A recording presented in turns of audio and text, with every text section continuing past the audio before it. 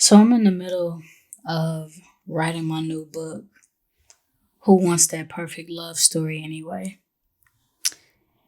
And as I'm writing it, it is really piercing my heart because I know that this is a touchy subject. And it's a touchy subject for various reasons. And honestly, one of the reasons being some of us have no idea what we're doing in relationships. We just know that we want one. Like,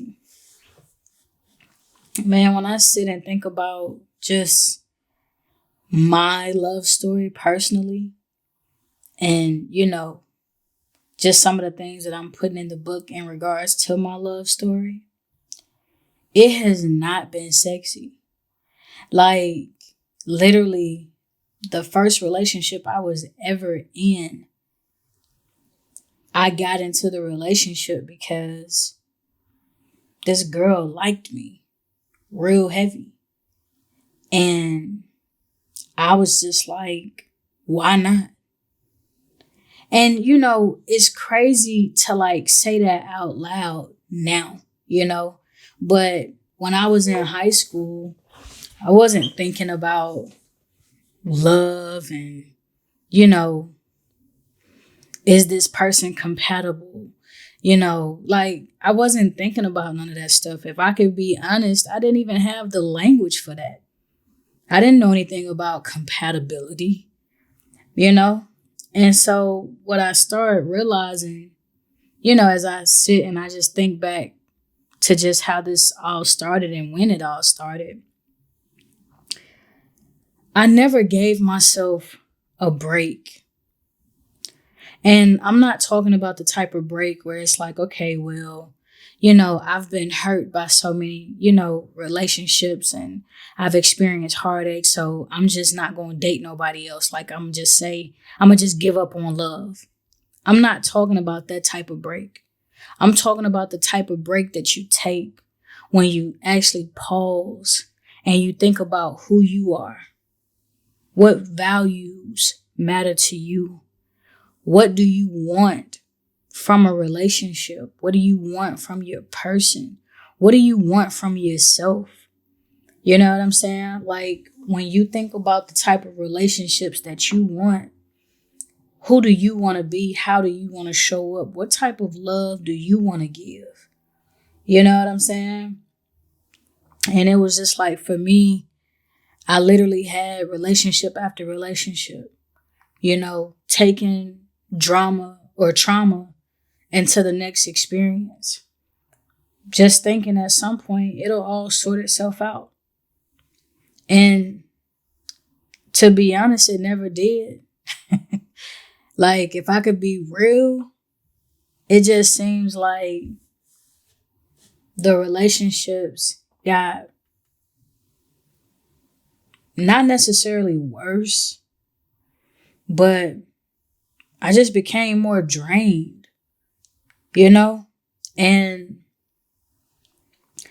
it got to a point where by the time I started having more healthier relationships, I hardly had anything to give.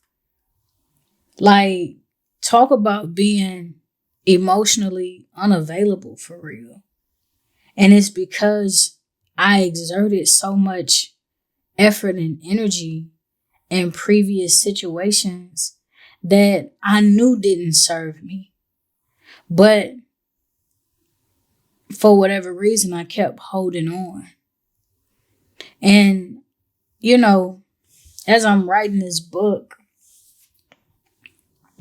it's just making me, think about just the various conversations that I've had with a lot of different people in regards to love and relationship and life. And, I always tell people that, before you can love anybody wholeheartedly, you gotta love yourself wholeheartedly.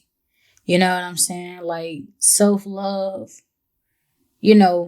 we talk about it and it kind of comes off like a cliche, but nobody really actually talks about the depths of self-love. Like, I think the thing about self-love, like if I could just be honest, I think the journey of self-love is important because at some point you get to meet God. You know what I'm saying? Like at some point you begin to see yourself and value yourself the way he values you. Like when, we've heard the scripture where it's like, oh, God created us into a masterpiece. How many of us really believe and think that we're a masterpiece? Like, I'm talking about for real. Like, I know some of us feel like, oh yeah, like I'm her, I'm him. And it's like, but nah, for real, like when you take away all the accolades, when you take away all the networking and the relationships and the skill sets, like when you remove all of that stuff and you just think about who you are as an individual, how you show up in this world, how do you treat other people, how do you treat yourself? Like, do you actually think of yourself as a masterpiece? I don't know about y'all, but man, I know I didn't think of myself as a masterpiece for a long time. Like, I couldn't even see myself being a masterpiece. Like, me, a masterpiece? I think some of us, truth be told, I don't think we ever get to the point where we actually see ourselves as a masterpiece because some of us are still trying to figure out, why are we even here? You know what I'm saying? Like, why do I even exist? And man, I'm just smiling and laughing because that self-love journey, it's underrated, man. Like, and I'm not even gonna hold you. Like, there's been times where, when I was single, the first thing I'm ready to do is jump into another relationship because I feel like, okay, I've sat down for a minute. I've thought about, where I could have shown up better. I could have done better. And I'm the type of person, like, once I learn a lesson, I'm ready to apply it. You know what I'm saying? So it's like, all right, boom. So, let's keep living, let's keep learning, and let's go on to the next experience so we can take everything that we learned and implement it here, right? But the thing about that is you have that experience and the person is different. So now you kind of dealing with a brand new set of situations and different things that you got to navigate through and all of that. And so, it becomes a blurb at some point. You know what I'm saying? But I realized that over time, you can have so many encounters with so many people, man. You can love them as much as you can, right? But the quality of that pour, it'll never be as good as it can be because you haven't taken that time out for self. And some of us don't want to sit with ourselves because then we got to deal with the real issues. You know what I'm saying? We then got to do the real work, which is the inner work. Y'all, as I've spent time with myself, it has been some of the most uncomfortable conversations that I've had to have with me and God. Like, I've had to identify, where are my toxic traits? When I get bored, what do I do? What do I go to? When I feel belittled, what do I do? What do I go to? When I feel tested, what do I do? What do I go to? Like, who do I go to? Man,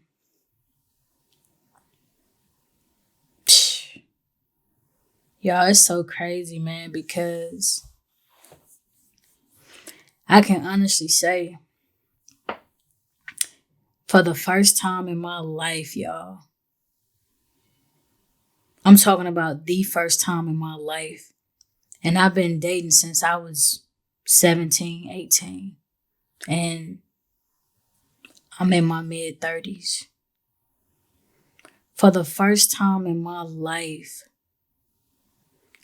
I don't have one of my ex's numbers in my phone.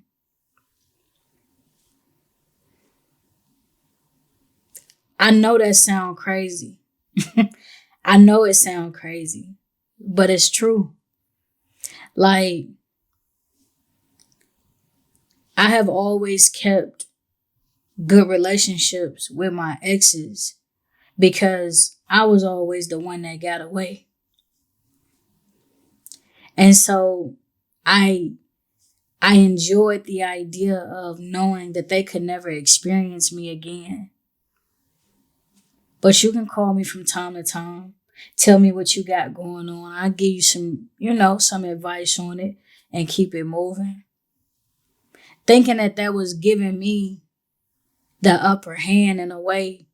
But what it was really doing, it was scratching that wound that I still had about not being chosen as a kid. Like, it's like, okay, we broke up. I still feel chosen because you reaching out to me, bringing me your problems about the person that you dating.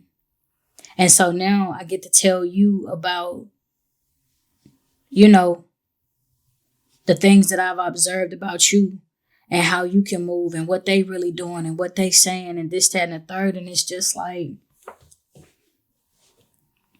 still showing them that I am of value. Even though you might not have valued me the way I would have liked you to value me, guess what? I'm still very valuable. And you'll never get to experience me again. But you get to experience me just enough to still see that I'm valuable. And you get to walk away saying, damn, man, I should have did better. That fed me for a long time, knowing that they would walk away feeling that and saying that.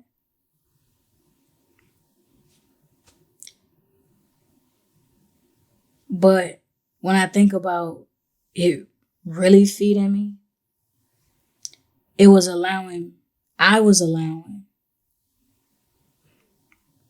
the attachment, the hurt, the baggage, the trauma from the experience to linger in my mind and in my heart. Not even knowing that it was plaguing me in some type of way of my life. It took me to go through some really healthy experiences with some beautiful ladies, some of my best relationships. And I recognized that I was numb. I couldn't even show up the way I know I would normally do because I was so drained. I didn't have the willpower. I didn't even have the desire. I was struggling in areas that didn't even make sense because I am a hopeless romantic. And so I didn't even recognize how those ties was still weighing me down. Being in connection with those people was still keeping me down. And so as I had been going to therapy, I told my therapist about it, and she was, we got to a point in the conversation where it was like, yo, you got to cut off all your exes. And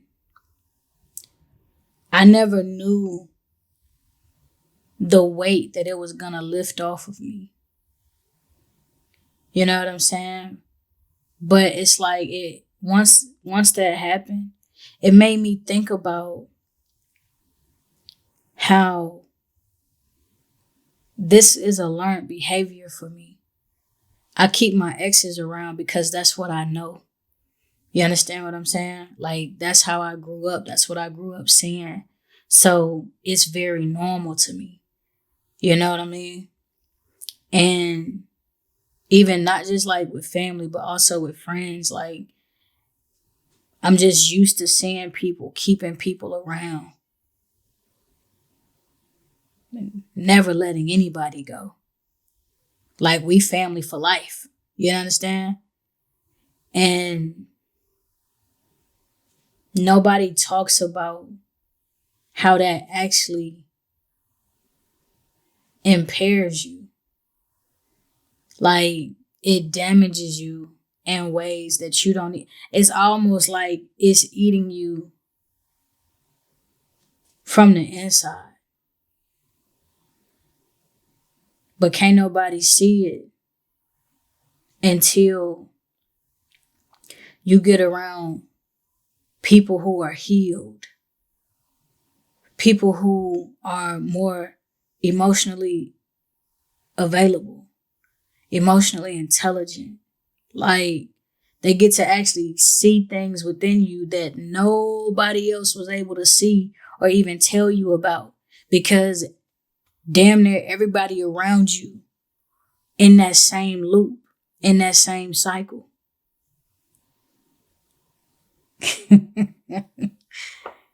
Man, it's so crazy, man. Like, when I think about this book, man, I'm really just like, it's going to be such a game changer, because it's going to be one of those books where it's like, yo, I'm asking all of us to pause. Think about the connections that we're in, whether it be friends, romantic, even the relationship you have with yourself. Like, I want you to sit and think about all of this. And, it's going to really help you dial in and be sure that you are giving yourself the best of you so that others may experience the best of you. And the only way you're going to experience the best of you is if you get healthy, man. Really dig down and deal with the things that make you feel insecure. Things that you sit up and think about at night. Like, somebody used to ask me, why do I have intentional time so much? And I was just like, I don't have anybody else to give this stuff to.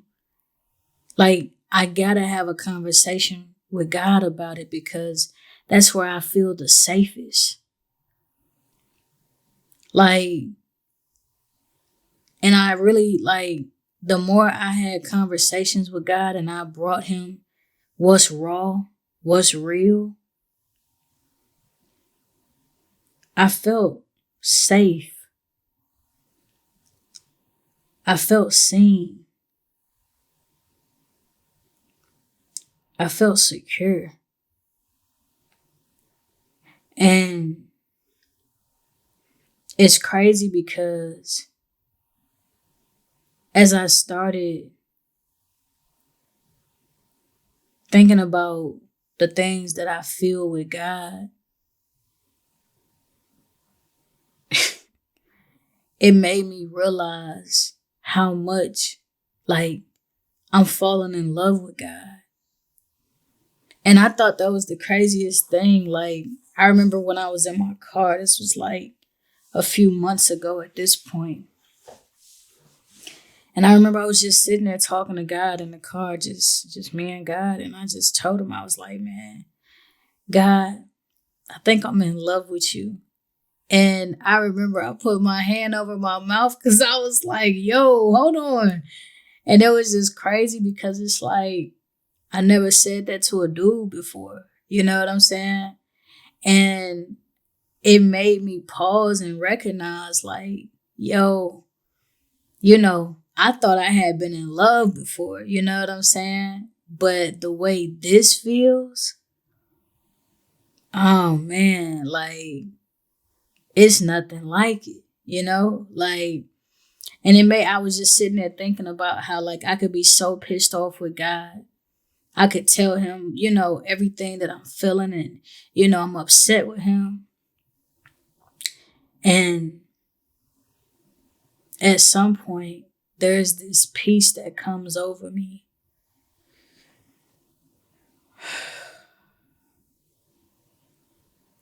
Where I get to just breathe again.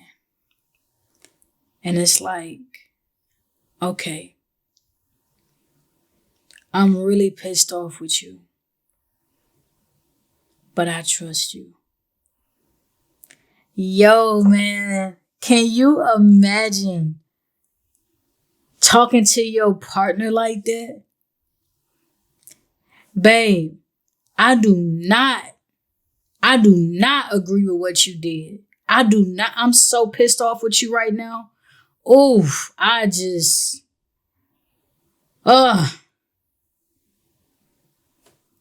then you take your moment and you just like, you know what? I don't like this, but I'm still here. I'm still choosing you. Do you know, do you know what that feels like?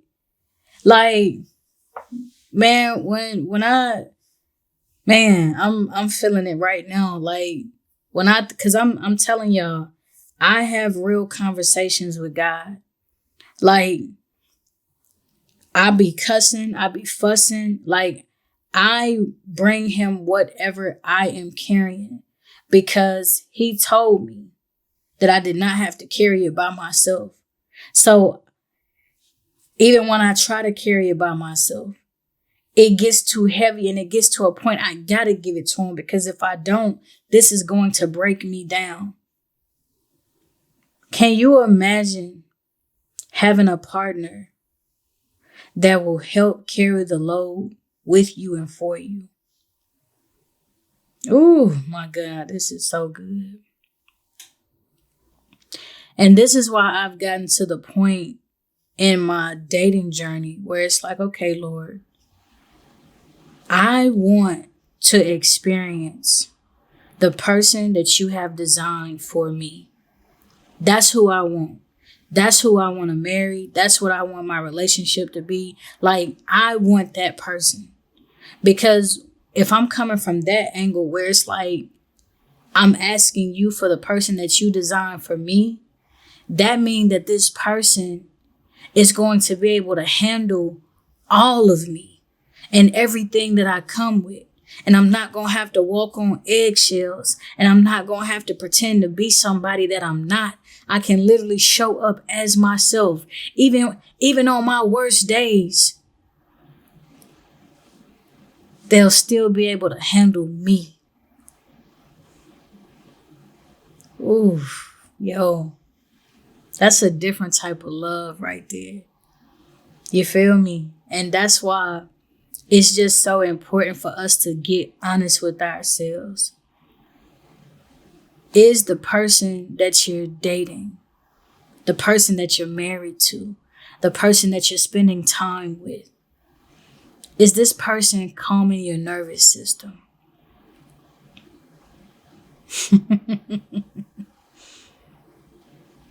Is this person able to show you a level of compassion that just, man, what? Is almost God in human form. Do you understand what I'm saying?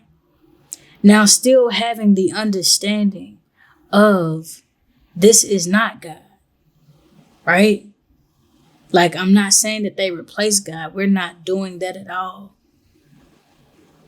But it's like,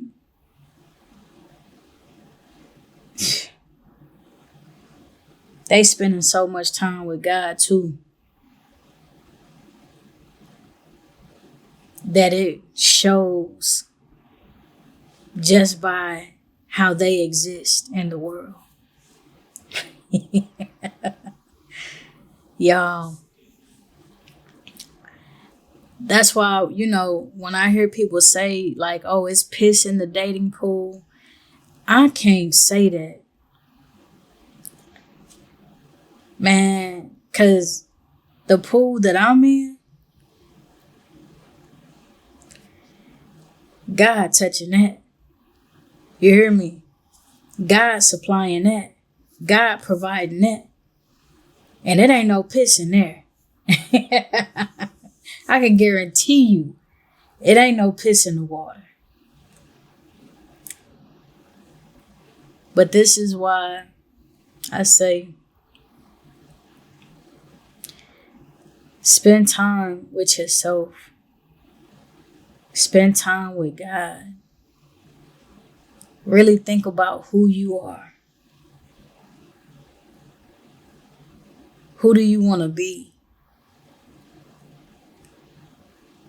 What do you want your person to be like? See, when I think about my person, and some of y'all don't know this about me, but I love romantic movies. I love Hallmark movies. I love a good love story. Like, I do. And some people be like, man, that's a fairy tale. It don't happen like that. But what if it could? What if it does? What if it does happen like that? We just aren't patient enough to see it through.